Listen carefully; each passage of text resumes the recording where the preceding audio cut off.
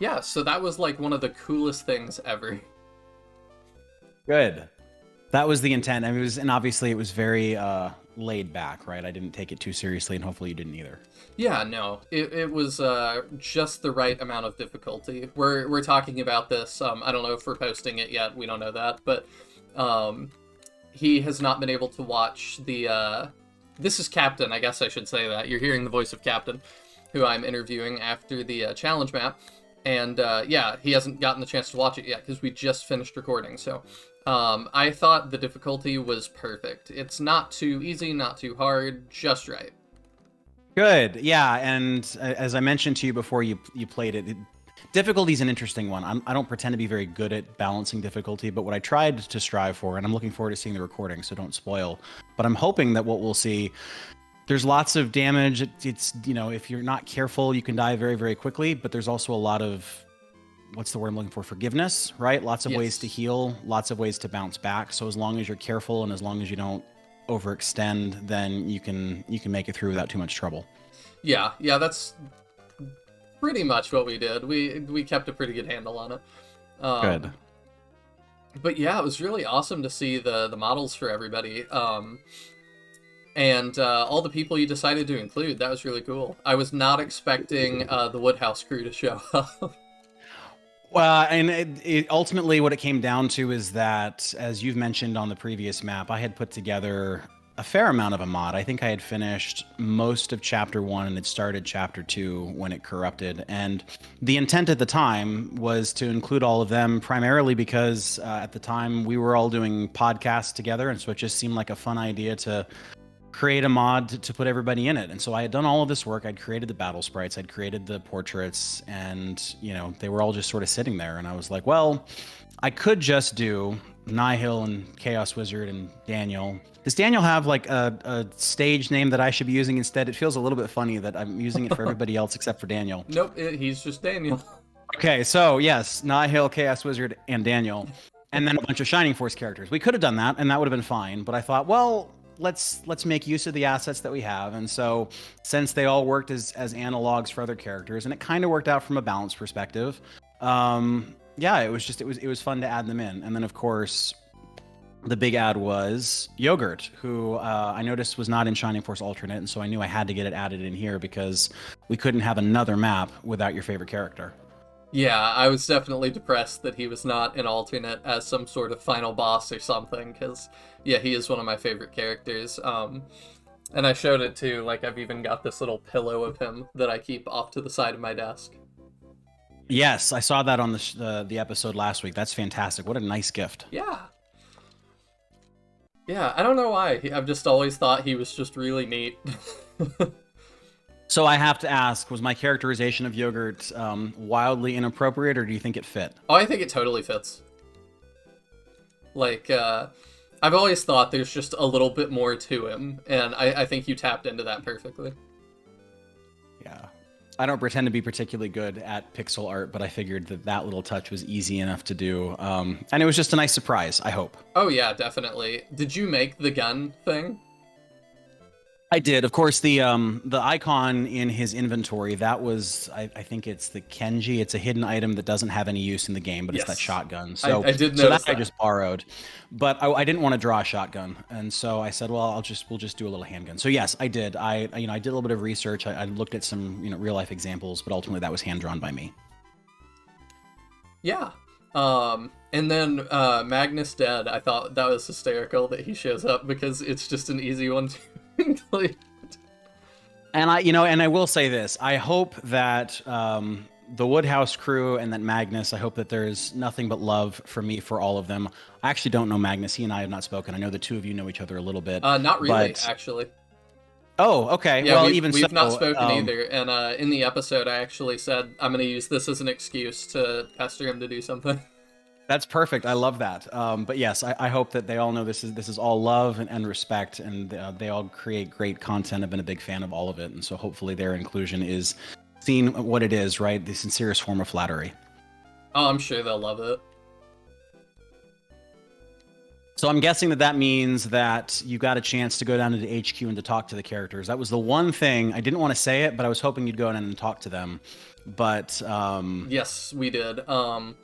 You hinted at it. I don't remember how, but I'm going through the game again, just in the background.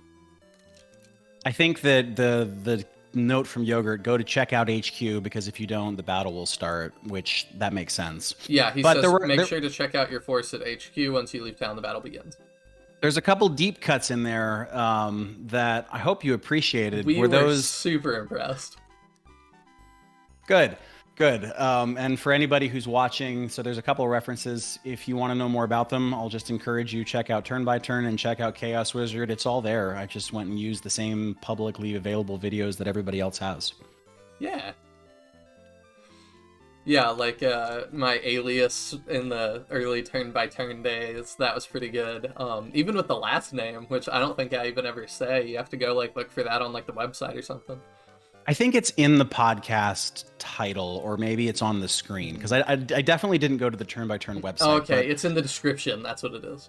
Yeah, I was gonna say, I went to some old podcasts of Turn by Turn, and I was like, I don't know this person. Wait a minute, did Chris not do the podcast originally? And then I started to listen to it, and I was like, no, that's definitely Chris. What's going on here? So then I went back to see episode 1 of season 2, where you sort of explained it. And I guess because I'm of course a late addition to the podcast, so I hadn't heard all of that. So it was fun to get caught up on the history of the podcast, and I figure, what a perfect excuse to bring that in and make a little good-natured jab at. Oh, okay. It went back. My headphones keep cutting out for some reason, so hopefully they stay working. Yeah, the inventory management I actually found after we ended, so I recorded that separately. Perfect. But yeah, I absolutely love that. But yeah, if you're curious, I don't know that I talked about it too much. The reason that I used like an alias at the start of the podcast was just that I wasn't sure what I was going to be doing. I was at a really kind of a transition period in my life, and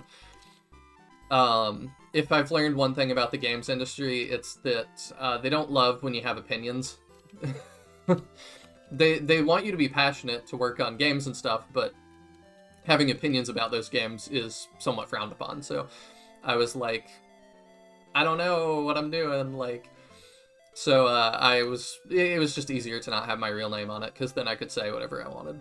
But then I decided, like, yeah, I think that I just want to put myself out there more, and whatever happens, happens. So that's what I ended up deciding to do when Season 2 started. Yeah, I can get that, and I think we all appreciate that. There's that level of personalness. Although I suppose if you hadn't told us that you weren't Alex, then we would have all felt very deeply connected to Alex Wheeler too. So at the end of the day, it's really just about what makes you feel the best about the work that you're doing. So I'm glad that all works out. Yeah, maybe I'll bring it back if I like have a bunch of really hot takes or something at some point. Right. Alex Wheeler will appear again for just one episode in a little bit. Well, it's funny. Do you have any further Shining Force plans? Are you gonna go back to being like, I should make a game, or No, I don't think so. I think that this kind of a challenge map is right up my alley in terms of it's a fun project. It's a fairly sizable commitment without being months long. Like when I heard Erican talking about Shining Force Alternate 2, and it's 2 years away, and that's with a team of people, right? Him, Xeno, Lynx. And 2 years away was even being generous. I think it might have been longer than that.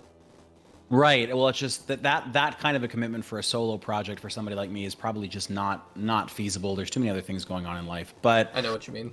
I'm sure I'll do more of this stuff. It was fun. I think this map took me about 2 weeks to put together. So at some point, I may dabble in something with Shining Force 2. I may do stuff with Shining Force 1. I'm sure it would be a lot of fun to use Game Maker RPG or Strategy RPG Maker, any of those other sort of, I think they're, what are they, Unity-based tools, I think. I could see doing that at some point. But even then, small scope, and really, my aspirations are not to be a game developer that makes games that everybody plays. I'm perfectly okay with the fact that this particular mod is going to be funny to about 500 people, But the important thing is that I think each one of those 500 people is going to get at least one laugh out of it, if not more, and is going to say, "Oh, that was fun," and that's worth it for me. Well, I'm not upset about that, obviously. um, Well, but and if you yeah, get a chance to work with Magnus and you guys get connected and that the channels become partnered, who knows? Maybe I can work with him too. I bet he'd love that. He seems like I haven't talked to him yet, but he seems like a nice guy. I hope this gives you the entrance or the avenue that you need. Yeah, yeah, definitely. Um, so we also were debating how you made the Chaos Laser Eye. How did you end up doing that? Oh, it's not all that complicated. The way that the mod manages Shining Force 1, and this actually may just be the way that Shining Force 1 manages it in general. Every single attack that is not a standard attack is coded into a list. And so if you go into the mod, you can see there's about 50 or 60 different types of attacks. Some of those attacks are the spells. So you've got Blaze 1, 2, 3, 4, Bolt 1, 2, 3, 4. As a matter of fact, all of the healing and status spells are labeled as quote unquote attacks. And their effect is simply to heal damage instead of cause damage. Mm-hmm. And so Laser Eye is simply one of those attacks. And so it's really just a matter of you take a character, you assign them the Laser Eye attack, and it will do everything that it needs to do. Now the tricky part, and this was something that I learned by watching Shining Force Alternate, is that the standard Laser Eye is supposed to hit everything in a straight line. And so you have to adjust not just the type of attack, but also the attack range. And so within the mod, there's an attack type, and then there's an attack range, and they are different parts of the mod. I think the trickiest part about modding Shining Force 1 is that there are, with any jib and change, usually 5 or 6 different places you have to change something so that it works just right. Mm-hmm. And so in the case of the Laser Eye, you got to change the range so that it hits all enemies instead of hitting both allies and enemies. And again, that's what the Laser Eye did in Shining Force Alternate. So kudos to Erican for giving me the idea on that one. But then you have to go in and you just have to update the animations. So Chaos normally has, I'm guessing it's the physical attack and the laser. You just write over that with the animation for the Laser Eye, which is, animation number 65 or something like that. I see. And that's how that works. Same thing is true for giving Hans the Buster Shot, because as an archer, archers aren't supposed to get the Buster Shot animation. So there's actually nothing in the mod program to allow the archer to have that animation. So when originally I did it, I equipped the Buster Shot and he just fired a normal arrow, and I was like, well, that's no good. But you go in and you say for Hans, hey, I want him to use that explosion instead. So that's kind of the behind the scenes of how all of that comes together. Does D-Soul work? Does D-Soul work? I mean, it should work just as well as it does in Shining Force 1. Okay. Literally, as I was saying that, I cast it, and it worked. Okay, I was going to say, I did make sure that... I'm trying to think who it is. I believe that the Chaos Warrior and the Artillery were weak to D-Soul. No, not the Chaos Warrior. The Bats and the Artillery are weak to D-Soul. I did just have it work on an Artillery. Okay. The Bats were scaled up to maximum evasion. They were scaled up to maximum chance to put characters to sleep. And so the intention was for them to be as irritating as possible. But by giving them a D-Soul weakness, the hope was, if you're lucky, you can cast a D-Soul and you can knock them out. I know that when I was doing my playtesting, I was fortunate to have 2 or 3 of them bunch up together after the first or second turn, and was able to use D-Soul 2 with Slade and knock all of them out at once. It was very satisfying. I see. Yeah, it didn't work for us too much. In the original recording, it didn't work at all. We ended up trying to D-Soul Dark Dragon, though, so that was fun. Yeah, I don't know how the numbers work. In terms of what the mod shows, it's 0%, 25%, and 50% evasion, or resistance, I guess would be more accurate. Mm-hmm. I don't know if it works that way, because like the Bats have 25% evasion in the base game. It feels like an awful lot more than that. It does. It feels like you miss more than a quarter of the time. Right. And then the Bats are supposed to have 75% chance to sleep in the mod.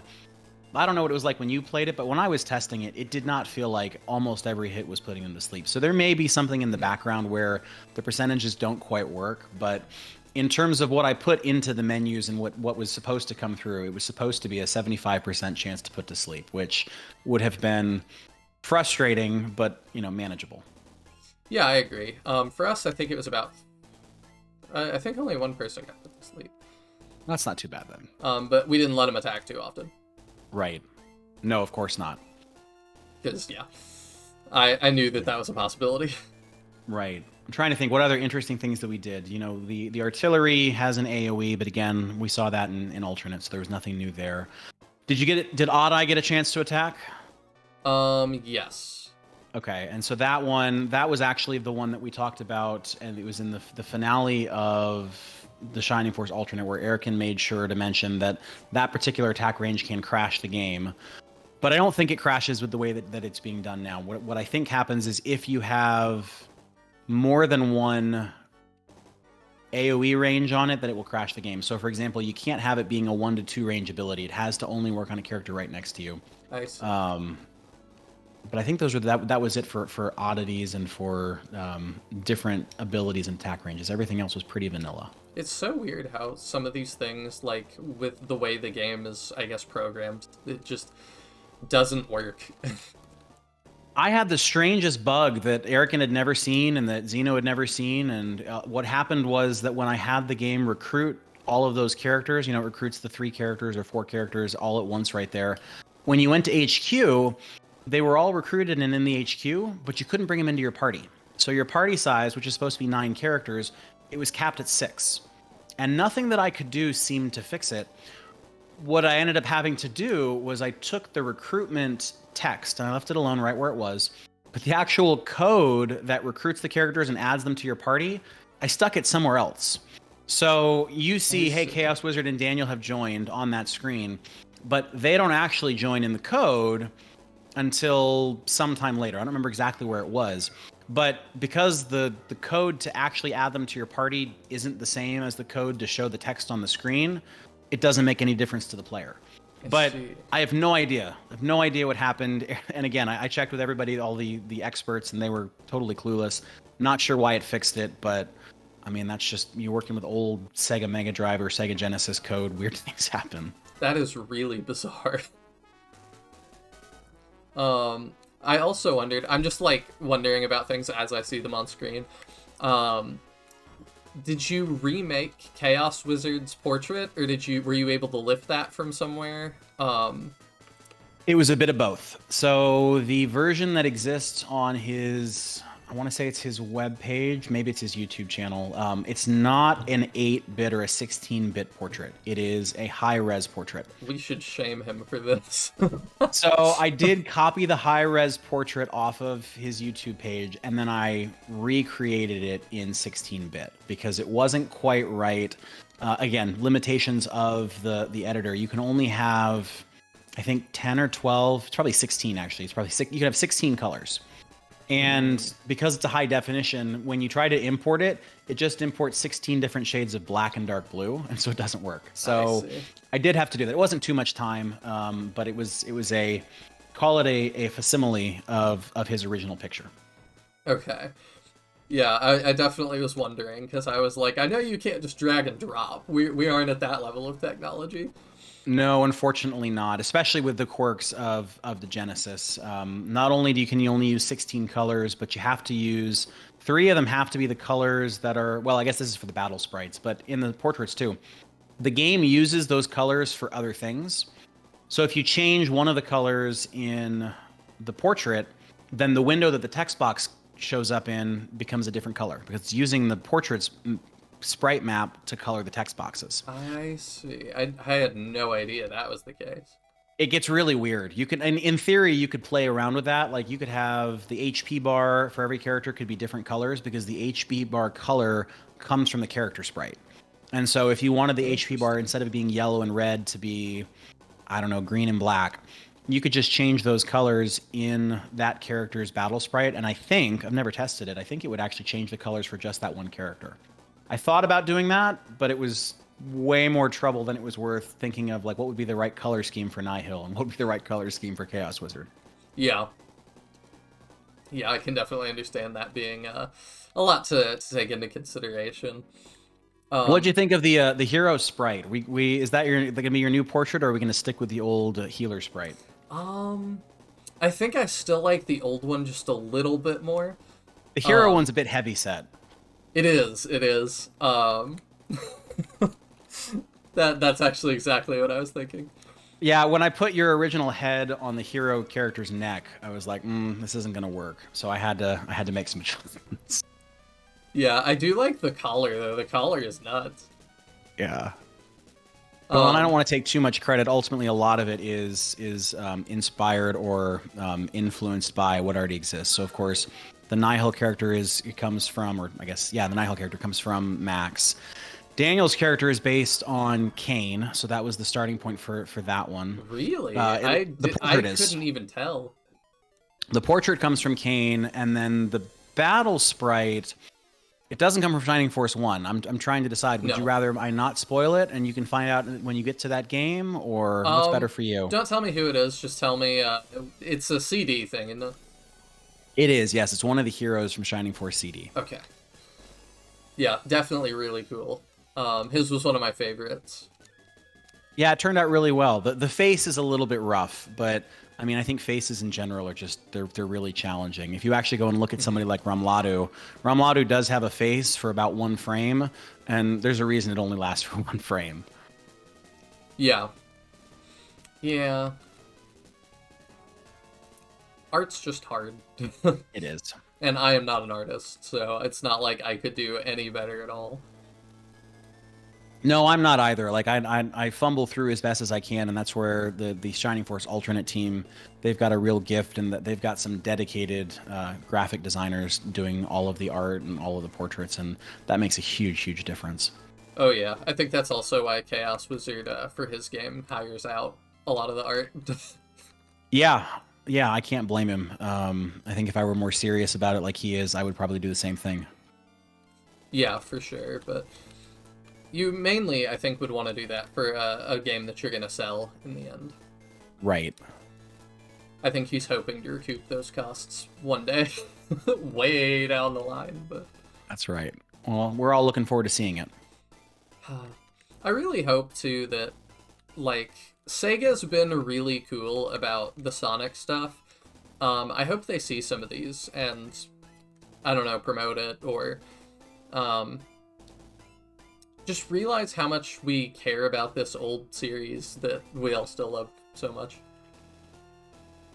Yeah, you'd think. I know you've talked a lot about the mobile game that was since canceled. It would be really nice to see that brought back. I understand the financial challenges with at least the company that had originally been hired, but Yeah. I agree. We'd all love to see more of it. I don't see Sega doing that, since that wasn't even their brainchild to begin with. But I do hope that something comes of that, for sure. But if not, we have people like you and Erican that are going to keep making stuff, so... And I'm hoping when Chaos Wizard finally finishes his engine, then, you know, people like me will even be able to get into it, because it'll be dirt simple. Yeah, that's my hope too. And that may very well be the future of the work that I do, is just leveraging the engine that he's putting together and making it easier and faster that way. Because it really is just, it's a time-consuming thing, even with the mod that we have. The mod that Rubik's put together for Shining Force 1 is wonderful. I have nothing but great things to say, but as I mentioned before, every change, you have to go in and change it in 5 or 6 different places. It's time-consuming, especially if you forget one, and then you go to play the game and it crashes and you don't know why. I'm looking forward to what Chaos Wizard is putting together. I'm sure it'll be much more intuitive. Yeah, and it's like you said, the competition is not that great, just because it's so old.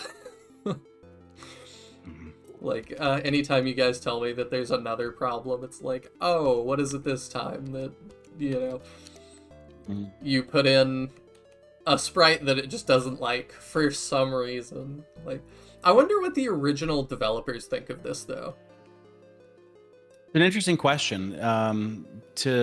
Based on conversations that I was having with, who was I talking with recently? We were talking about the fact that it's all done in assembly, and assembly, of course, it was during the live premiere of the finale. We were all chatting back and forth about kind of how all of this is done. Oh, yeah. Like, I don't know anything about programming, so I'm gonna speak very casually and basic, and hopefully not totally misrepresent anything. But you know, the language that the Sega Genesis used you had to basically write directly to the hardware. There wasn't any language on top of it, like even something basic like a C++, let alone, of course, any kind of a graphic designer like what we have now for Shining Force 1. I have to imagine that the original designers would be super impressed that we took their really basic language of, I think it's just hexadecimals, so 0 through Fs in rows, and turn that into something where you can click and drag. It's not copy paste, but I can click this here and I can move it over there. Like even just that kind of stuff. I can only imagine the amount of work that went into it, and I'm just incredibly impressed that the team that put together the original modding tool was able to turn zeros, ones, and twos into that. Oh yeah, it's pretty nuts, and they probably wish they had access to that back when they were making stuff for this. Absolutely. Probably be a whole lot easier. Let's see. What else should I ask about? Well, did you make I didn't ask last time in the last challenge map you made, but did you make the Dark Dragon floating head? Yeah, I did, and that's just the Dark Dragon map sprite condensed down. Again, it's with a little bit of practice in MS Paint, you'd be surprised how much anybody can accomplish. So, really, the effort to make that floating Dark Dragon head was quite as simple as you copy out the picture out of the original game, and to do that, you can just export all of the graphic files out of the ROM. All the editors will let you do that. And once you've exported it out, you open it up in MS Paint, and then you just shrink it down. And MS Paint does most of the work because, of course, it has a little brain inside of it that shrinks down pictures. Now, it's not perfect, and so when it shrinks the Dark Dragon face down to that size, it looks pretty bad. And so then you take, I don't know, 10 minutes or so, and you tweak a couple of pixels, and you make it look the way that you want. And then the other thing that we did have to change, you have to make it move. Because in the game, interestingly, the actual enemy sprite for Dark Dragon is just its eyes. Everything else, and this is how they made it work, the Dark Dragon in the game is just the map. That's just the background of the map. And the little eyes that glow, those are the enemy sprite. So if you were to go into the mod today and look at Dark Dragon, and you were to put Dark Dragon on the map, you would just get a pair of glowing eyes. That's really weird. And so they didn't have to worry about making it move because it's just the eyes on the face. But to have the mouth open and close, it was a few more minutes there to do that. But ultimately, yeah, I give MS Paint most of the credit. That is so weird. That is like the ultimate Shining trivia. Did you know Dark Dragon is really just his eyes? Now I know what I'll have to include in the next map. A whole bunch of Dark Dragon eyes all over the place. Oh, goodness. That sounds terrifying. That actually sounds like a nightmare, unironically. Yeah, I'm trying to think what's the right map for that. What is the map that would most effectively leverage a bunch of glowing eyes? It's probably the circus would work. I was going to say the cave, the cave in chapter 2 where you fight the skeleton, and right before you meet the oracle. Oh, I could see that dark map might work. Yeah. So hypothetically, will Diesel work on other things? Yes, hypothetically. Again, this is where I don't know how the math works. There is no option to choose D-Soul immunity. There is only an option to choose 0 resistance, 25 resistance, and 50% resistance. Okay. So I can't make Dark Dragon immune to D-Soul or sleep or muddle or anything. But given what we've seen, and given that I've not ever gone in and cracked the code, my guess is that 50% is a whole lot more than 50%. This is actually a place where getting somebody like Eric and Arzino in would probably be very helpful because they could speak to that in much better detail than I can. I see. You did a really good job thinking of things this time. I tried really hard to break the mod somehow by sending Magnus to go try and kill Chaos. I hope that wasn't too much time wasted. I told you couldn't reach him. You did, but you also told me definitely don't talk to the townspeople, and I definitely tried to do that. I mean, you only have yourself to blame. When you talk to the townspeople, unless something didn't work, they should have just talked like normal, which, I'm sure the original writers, they did a great job. It's a great script, but we've all seen that script before. So yes. I was trying to be helpful. Yeah, you were, but when you say that, I'm like, is that a test? That's exactly right, and that was the point. It was entirely tongue in cheek. It's like with the way that you say it, definitely don't talk to any of the characters. On the one hand, it could be, yeah, he's just being sneaky, but on the other hand, it is, well, he did say don't talk to the characters. So I did hide Henri on the map somewhere. Did you find Henri? I did. Okay, that was the one, or the two Easter eggs. That was one of them. I'm trying to think what the other one was. Oh, I think it was if you say no to Yogurt, if you say I don't want to take on this quest, there's some fun dialogue there. Everything else, I tried not to hide it. I don't want to make anybody miss any of the good stuff. Yeah, I did see that just in this recording. Perfect. Because I said yes, because I worry too that you won't have thought of something and that I am gonna just break it. Right. Like, I want to do that at the end. I don't want to do that at the beginning.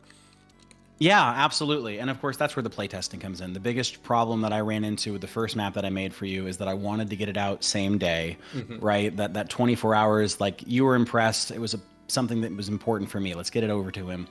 And there were a lot of mistakes. You know, there was the fact that Max had too much movement and it crashed the map. There was Egress 2, which was funny, but was entirely a mistake.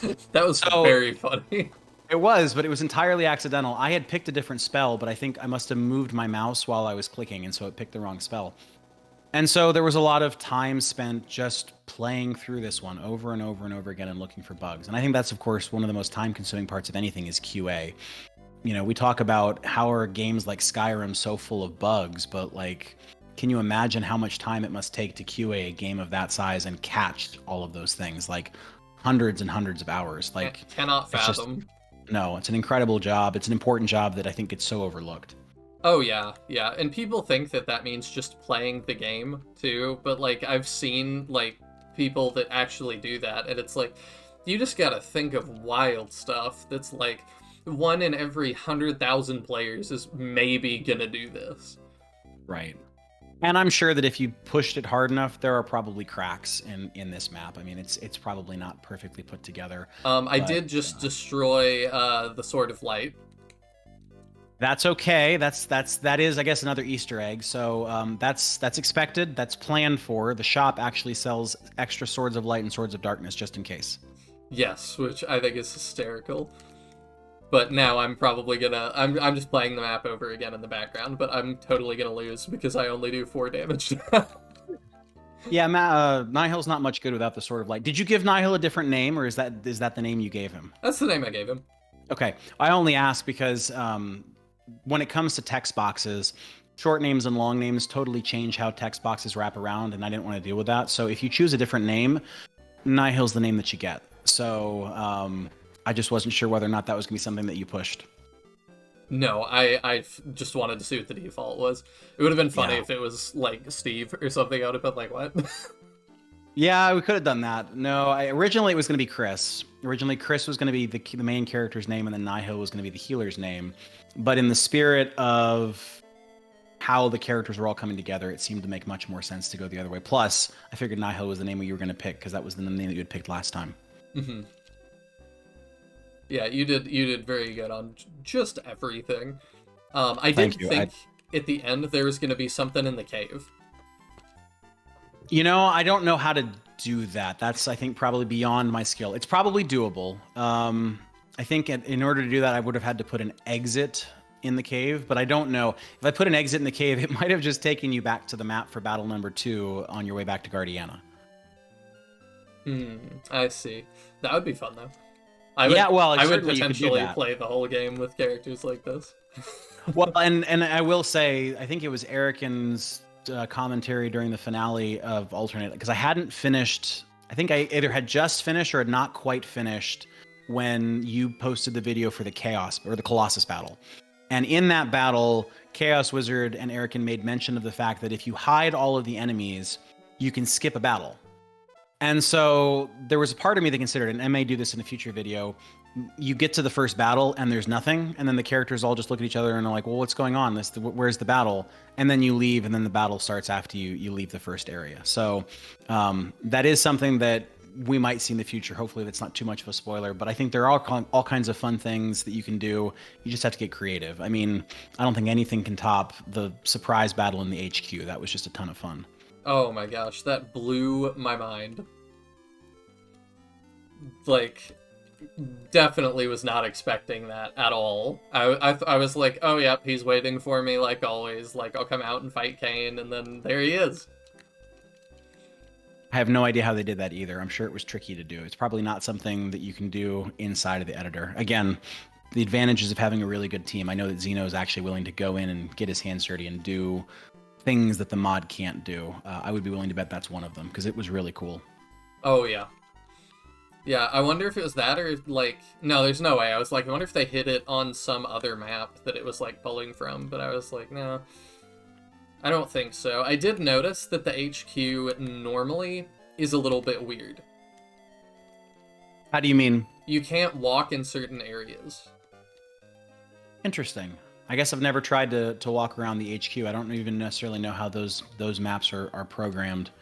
The maps that aren't battle maps are more challenging to play around with than the battle maps are. In the battle maps, you get total customization. You can customize where can people walk, what does it look like. For the overworld maps, I think you can do that, but it's more difficult to do. Like, for example, one of the things that I wanted to do but couldn't quite figure out was I'd love to have different music playing in the background of Guardiana. It would just be fun to have something a little bit more whimsical, you know, maybe the circus music or something from the very, very beginning. But I couldn't quite find it. And so I'm sure it's in there somewhere, but it's not as easy to do. The game seems to be resistant to changing some of those maps in the same way that you do, say, a battle map. Yeah, I can understand them trying to lock that down pretty hard in the code, though, too, because, like, that's the one place you don't want your game to crash the most is probably in Town 1. Agreed, completely. Because then, yeah, people will just be like, oh, okay, this sucks, and then they'll never pick it up again. Once you're at, like, Chapter 5 or something, like, we get a little leeway. Yeah, Chapter 5... goodness gracious, the maps there are, I mean, that's the boats, right? So there's really not a whole lot of walking around to do. It's almost battle after battle after battle. There's a little bit in Ring Wreath, but a lot of it is just, you're right, there's a lot you can play around with there. Mm-hmm.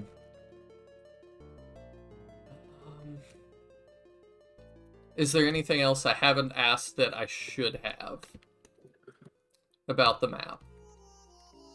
No, I don't think there's anything else that you've asked. Is there anything that you, Chaos Wizard, and Daniel talked about that wasn't on stream that you'd want viewers to hear? Because certainly as the creator, I want to hear anything that they had to say. Like, what, you know, if it's in the recording, then I look forward to catching it with everybody else. But if there's anything they said that we didn't hear, I'm sure we'd all love to hear it. I pretty much just recorded everything because that's kind of how I felt this time. Great. Well, then I can't wait to hear it. Yeah, So, I think they were also pretty... We didn't record... sometimes, like, you know, we hang out and talk for a little while after recording is done, but we didn't get to do that today because we started pretty early, and I think that they were both ready to get back to bed, potentially. Yeah, those are the difficulties with time zones. What's late for me is early for somebody else, and as somebody who has done recordings with people who live 6 hours different, yeah, there's somebody's always a little bit uncomfortable, so I can certainly understand that.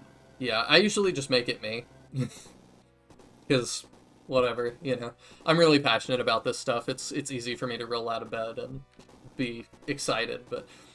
yeah, I've noticed a lot of the videos on your channel come out pretty early in the morning.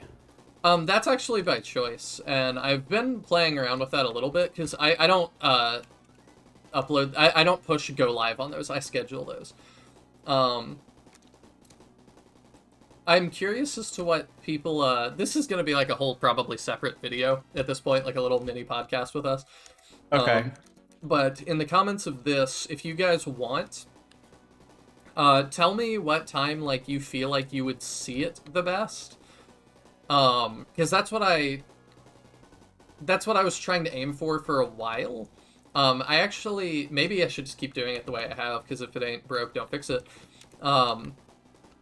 But the reason that my videos come out decently early in the morning, at least my time or US time, is because if you really like my channel, I want you to be able to watch a video like before work or on your lunch break or, you know, before you start your day, if that's what you want to do.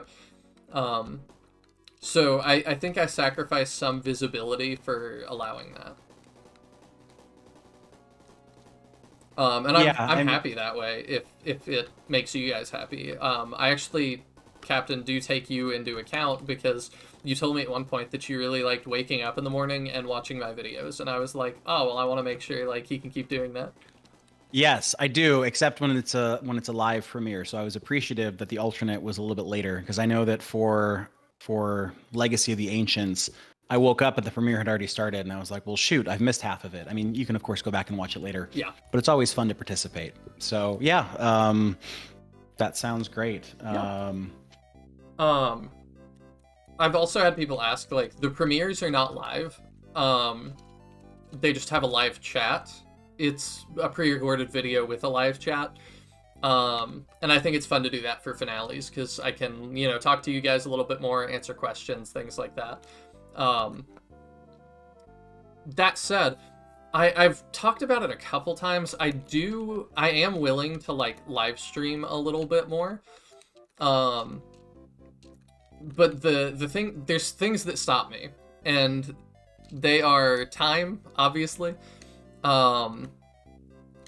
There's also that I'm not entirely sure where to do it. I really don't like the way that Twitch is run at all. And maybe that'll change because their CEO just stepped down. So there is potential there for that to change. But at present, I don't like the way that Twitch is run really at all. YouTube live streaming is a little bit jank still. You can't just go live. You have to like plan it, and then it shows up on your sub feed and tells you it's gonna be in so long, and like I don't know. I've never done it, and I don't have any friends who do it. So I don't have anybody that I can just call up and be like, hey, how does this work exactly? So I'm gonna have to play with that. It also changes your channel's algorithmic stuff in some ways. Some of the people I'm subscribed to have warned me about that. So it can be detrimental if you do that. That makes sense. I know that there's a couple of channels I subscribe to. Their streams are in different places than their videos. So if you go to look for their history of videos, you don't find the streams because they're not on the same part of the page. So yeah, I could certainly see that. They did. You're right, though. Start that. It's a period of transition. I know you mentioned this last week that they're the YouTube CEO or the YouTube president, I don't know the right title, stepped down. Twitch person stepping down. So yeah, hopefully there's that means positive changes for streamers across the platforms. Hopefully so. I saw that Twitch was actually, I don't know if it was part of the old CEO's plan or the new one, but they're planning on cutting how much streamers get paid. Like pretty significantly. So my thought is that might push people to other platforms as well. And then that might push other platforms to get it together a little more. And I'm not married to YouTube or Twitch. I also upload all my videos on Odyssey, which is another like YouTube competitor that has been really, really kind to me. I know I've talked about it a little bit before, but they have the ability for you to just sync YouTube and Odyssey together. So anytime I upload to YouTube, it automatically, with me doing nothing, uploads to Odyssey. And I was like, well, I don't know if I want to like take the time to transfer all my old videos. And a human that works at Odyssey did that for me. Wow, that is customer service. Yeah, that kind of blew me away. And maybe they have like an algorithm that helps them do that, so it's not quite so time consuming, but I got actual human help. And it was when it was a long time ago. It was when I had like maybe 200 or 300 subs. So I don't have that much more now, but it was when I was even smaller. So it was really cool to me that they were willing to, have an actual human talk to me at that size. Because YouTube and Twitch won't do that. Yeah, something to keep an eye out for the future. The future of the Nihil channel on Odyssey. Yeah, that I know Rumble is really trying to make a play right now too to try and encroach on YouTube's turf, which I'm all for it. Competition just encourages everybody to be better. If all the streamers can go somewhere that pays them, I think Twitch was talking about cutting it to 50% of everything they make goes to them, down from, I think, 75%. And everybody has different deals, too. So if you're bigger, you get better deals, usually. But I don't think the biggest streamers are going to be that thrilled about taking a 25% pay cut. No, nobody likes to have their income cut, especially by that amount. No. And it's also that, like, you know, if you're going to do something that, like, drastically improves service, then it's a little bit better. But I don't think they're changing anything. So we're definitely in a time of transition. And I'm still happy with YouTube for the time being, because it's like I said, they aren't run perfectly, but comparatively they're run pretty good. And there's some things too that I just cut slack, because you're just never going to be able to, like, you know, like some videos that shouldn't be on YouTube definitely end up here. Like, you know, really illegal stuff, things like that, or scams, things like that. Channels get hacked every so often. But with the scale that YouTube is at, I forget how many hours of, I think it's like 6,000 hours or something of footage are uploaded to YouTube every minute. Or every second. It was something nuts like that. I'm like, yeah, probably every second. They handle that pretty well. It's pretty amazing, but you're right. There's always new opportunities, and hopefully it's a small community, but it's a pretty dedicated community. And if content creators need to move, then, you know, as long as you tell us all where to go, we'll follow. Yeah, I'll always talk about that. And I'm so glad too they gave me the community tab. It took forever, but like, I really needed that, because the only other way to keep in touch with you guys other than, like, the community tab seemed like Twitter, and I just don't like Twitter. But I do That still makes have... two of us. Yeah, I do still have a Twitter. I retweet SRPGs that other people are working on every so often, Shining Force things people are working on. Daniel. So, yeah, you can definitely follow me over there. But yeah, that, like, I totally got off track into, like, content creator stuff. But yeah, I'm just so excited for the future of the Shining Force community and how everything's going. I'm glad to hear that. It's been fun. It's for such an old game. There's been an odd level of revival, but odd but welcome. Yeah, definitely. And I'm happy to be part of that. Like, you know, as a kid, this was just what I did. I would wake up every morning. Morning was like my alone time that I got, where nobody would bother me, and I could play my computer for 2 hours, which was a lot back then. Doesn't feel like it now. But yeah, I would wake up early in the morning and boot up my Windows 95 and play Shining Force on the Sega Smash Pack. I still remember so many mornings getting stuck and just thinking the rest of the day, like, how am I going to beat, you know, the Cain battle or the Dark Soul battle? Or It's a fun thing to live vicariously through future generations. My children are just now getting to the age to start playing these kinds of games, and while they haven't done an SRPG yet, they've just been introduced to the concept of RPGs, and getting to watch that same experience through another person's eyes it's like reliving it all over again. It's just great. That makes me want to have kids. It's the little things. What are they starting with? We started with an easy one. We started with Super Mario RPG, and we've been playing it for a few weeks now. We play a couple hours each weekend, and we just collected the 5th of 7 stars.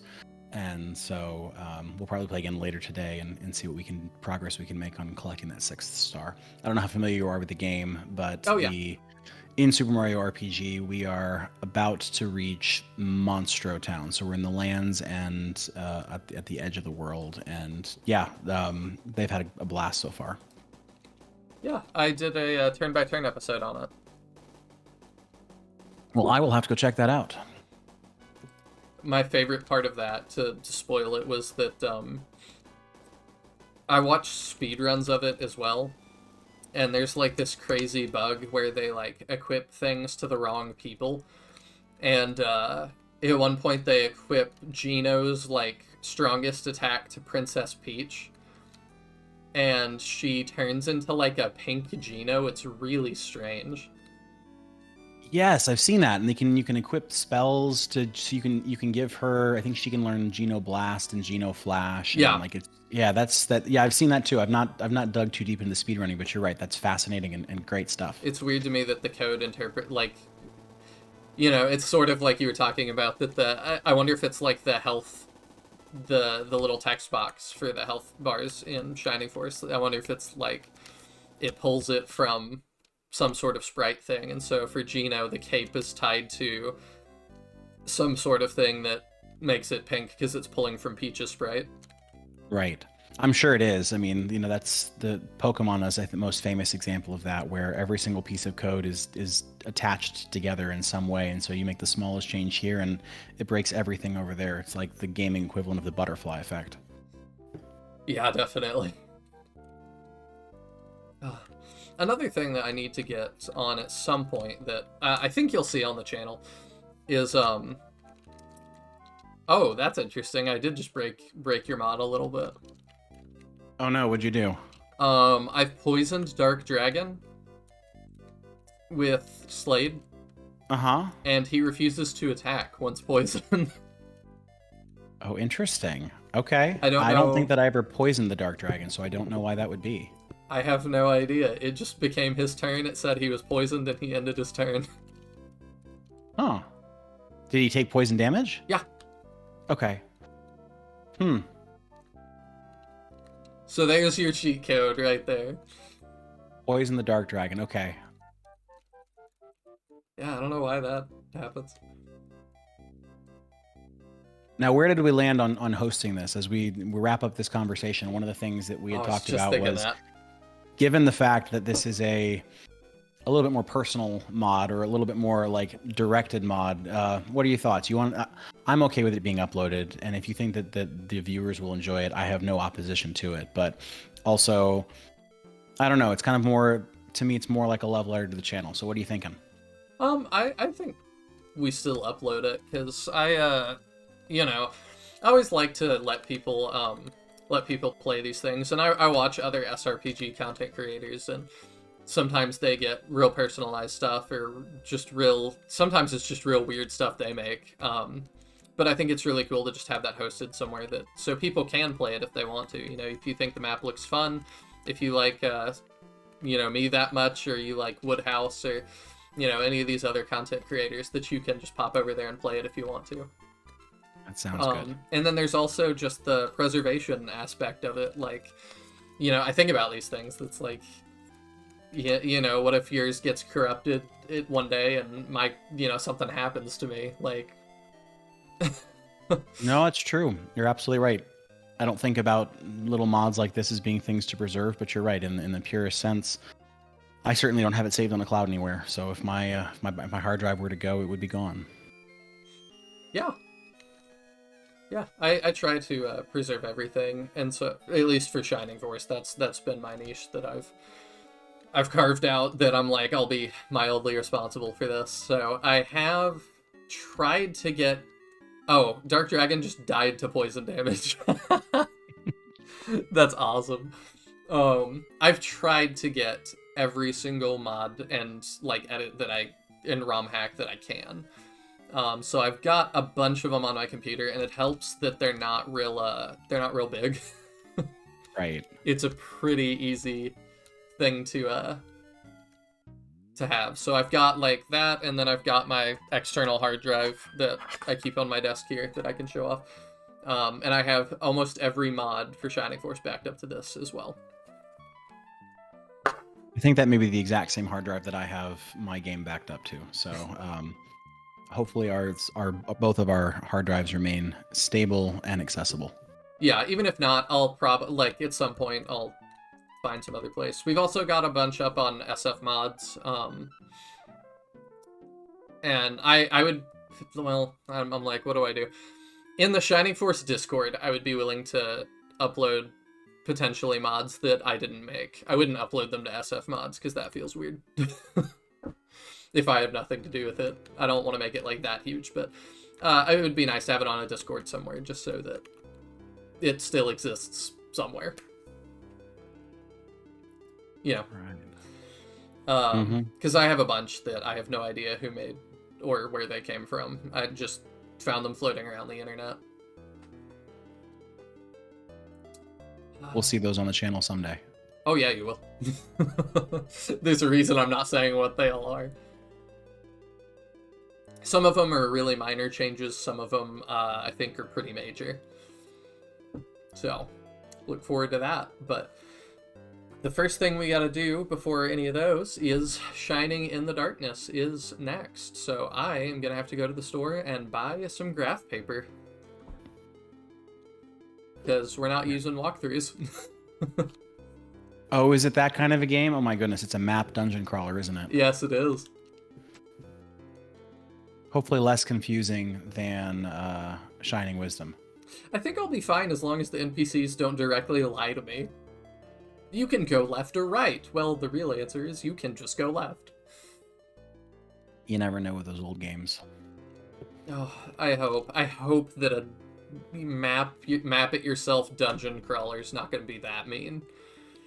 But we shall see, I guess. And we shall see soon. I don't know exactly when that Let's Play will start, but yeah, that, and I'm going to finish Lost Eidolons. It's been way too long. How much you got left? It's got to be almost done at this point, right? Oh my gosh. Probably like another 10, 15 episodes would be my guess. Right. But I've got some of those already recorded, so you'll see that coming back pretty soon. But in the meantime, I'm having fun doing all these one-offs and things that I recorded forever ago that just kind of got away from me. So you'll see a couple more of those, and then we'll start Shining in the Darkness. And that other big Shining Force project that I've been alluding to for a while that I'm doing translation on. So, you got anything else, Captain? No, nothing for me today. Appreciate the time. Thanks for bringing me on. Thank you so much for making this. This is insane. You're welcome. It was fun. It's fun to make it. It's just, you know, like I said at the beginning, the hope is that everybody has fun with it, and yeah, it can be a lot of fun to just be a bit silly with this. Sometimes Shining Force can be very, very serious, but it's nice sometimes to just lean into the weird. I think Shining Force 2 does a pretty good job of that. Just remember that this is all fun. Yeah, I totally agree. And you let us know in the comments if you had fun with it. I know that Daniel Chaos Wizard and I did. So with that, I think we will see you in the next one. Bye.